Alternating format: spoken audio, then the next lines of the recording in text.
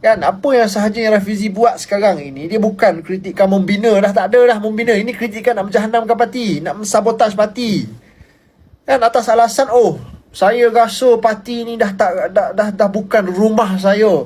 Parti ni dah tak macam dulu. Anwar Ibrahim dah lari daripada prinsip reformasi. Orang ni tak betul, orang tu tak betul. Fuziah Saleh tak betul, Fahmi Fadil tak betul. Nurul Izzah tak betul, Anwar Ibrahim tak betul. Semua orang tak betul. Yang betul siapa dia? Yang betul dia seorang. Dia lah paling betul hari ni. Apa sahaja yang berlaku ini semua Rafizi yang betul. Orang lain tak betul. Gua ada dengar Sang Karim main isu-isu peribadi, isu-isu hal-hal dalam kain parti, pergi cerita dekat umum. Tak ada.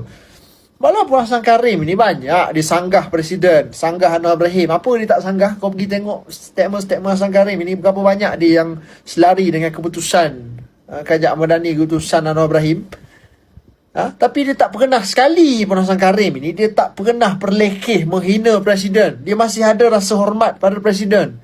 Pada hormat pada Presiden, pada Kak Wan, pada Nurul Izzah. Sebab Sang Karim dia tahu dia ada di mana yang dia jadi ahli parlimen, dia jadi ahli parlimen berapa penggal ini, di mana Sang Karim ada hari ini bukan kerana dia, adalah kerana Anwar Ibrahim, kerana parti, bukan kerana batang tubuh dia seorang. Dia tahu perkara itu, dia sedar.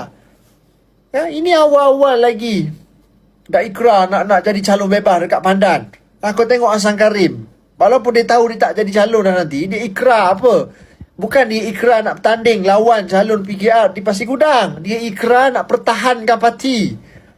Walaupun tak jadi calon dah, dia tahu dia bukan calon dah lepas daripada ni, tapi dia ikrar lagi nak tolong parti, nak bantu parti. Ini baru betul pejuang. Ini bukan awal-awal lagi kau dah tak jawatan merengek megoyan.